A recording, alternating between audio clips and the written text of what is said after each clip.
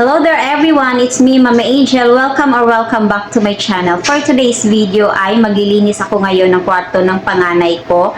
At the same time, may share na naman ako sa inyong panibagong DIY ko na talaga namang binansagan ko na yung sarili ko na DIY queen. Ayun, sa mga nanay natin dyan na gustong makatipid ng budget, ayan, panoorin mo tong video na to dahil baka makakuha ka ng idea kung paano ko inaayos yung aking mga gamit dito sa bahay, kung paano ako nakatipid sa pag-DIY. At syempre, i-shoutout ko din yung aking mga commenters na lagi naman talagang nagko-comment, nagbibigay ng time sa pag-comment ng aking mga videos dito sa Facebook page ko at saka sa aking YouTube channel. Ayan. Thank you sa lahat guys. Thank you sa time nyo. Thank you sa pag-follow sa aking Facebook page. At thank you so much sa pag-subscribe sa aking small channel, ang Mommy Angel's Vlogs. So guys, panoorin nyo to hanggang dulo dahil sa dulo ako mag-shoutout ng mga name ng aking mga commenters dito sa Facebook page at saka sa aking YouTube channel. Ayan. So, ready ka na ba? Let's go!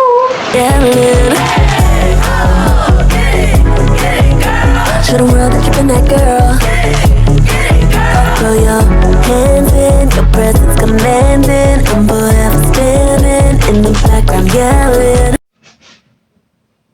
So basically that you already pick up the order but then unable to confirm pickup.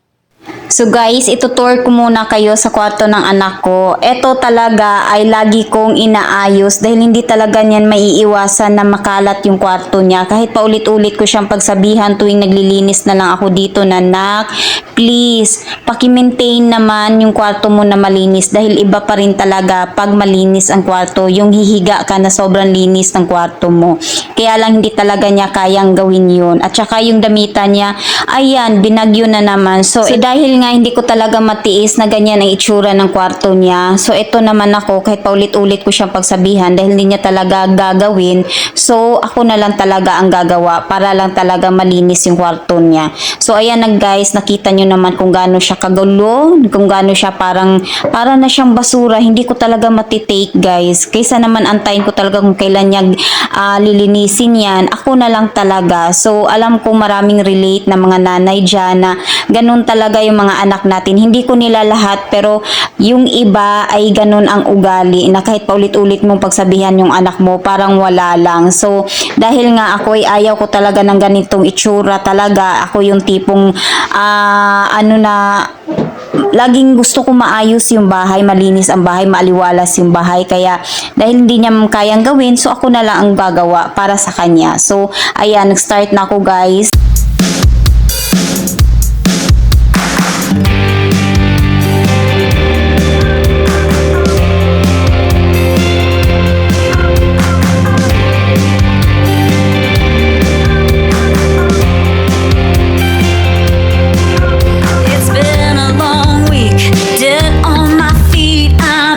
Binuhat ko guys, ayan, dalawang dapat display ko yan dito sa living room. Kaya lang ginamit niya dahil nag-e-exercise siya na nagdi-DIY lang din yung anak ko mana sa akin dahil nga wala pa kaming pambili ng pang-exercise niya. So yun ang ginamit niya since yun ay mabigat. So eto na guys. Yung i-share ko sa inyo na DIY, eto siya, yung sinabitan ko ng shades niya, mga salamin niya.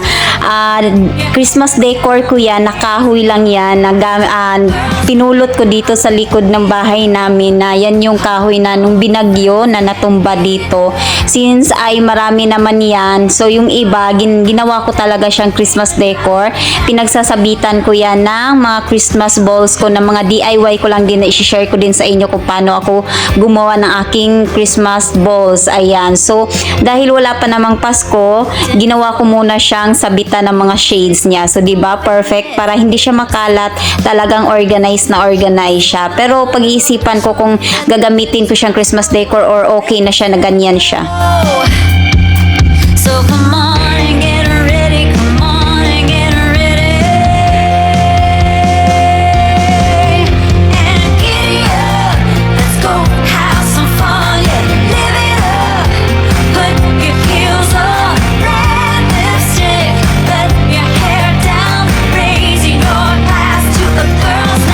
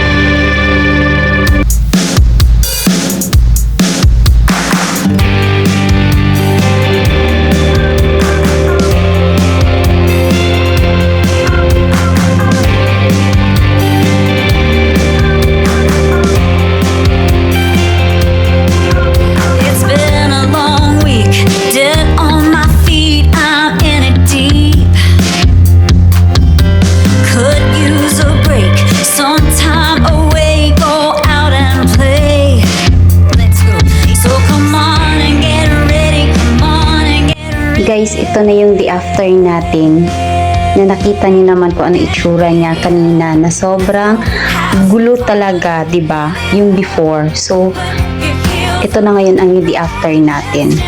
And then ito yung aking DIY. Ayan. Isa yan sa Christmas decor ko noon na ngayon ay ginamit ko siyang sabitan ng mga shades niya. Ayan, mga salamin niya. And then mga ano niya, tawag nito. Ayan, quintas. So, diba? Ako talaga yung queen of DIY. Queen of DIY. And then, ayan, organized na siya dyan. And then, ayan, naka-organize na. So, kita nyo naman kanina na sobrang gulo talaga. And then, ito yung maliit niya na study table. Study table. Kasi wala pang pambili. So, yan na muna.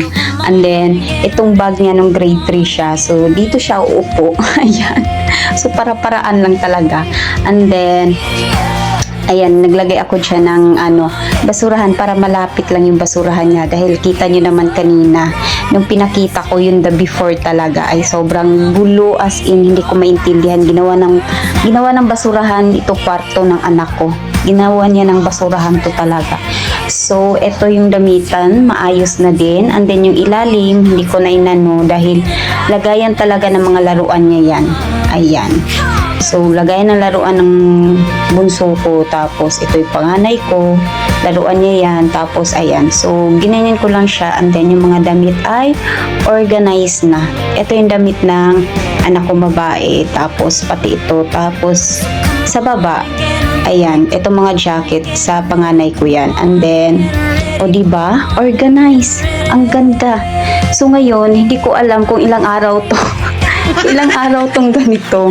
Kasi, saglitan lang talaga. Kaya minsan talagang nakakasawa din maglinis.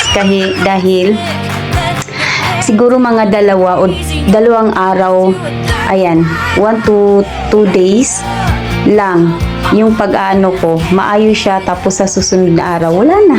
Binagyo na siya. So, ganun lang. Oh, and then yung higaan niya, pansin nyo kanina, sobrang gulo talaga. Ngayon, malinis na. O, diba? Oh, hindi ko alam. Hindi na lang ako mag-wish na talagang mamimaintain to kasi alam ko sa sarili ko na saglit lang talaga to. Babagyuhin na to. Siguro mamaya babagyuhin na to. Magulo na naman to mamaya.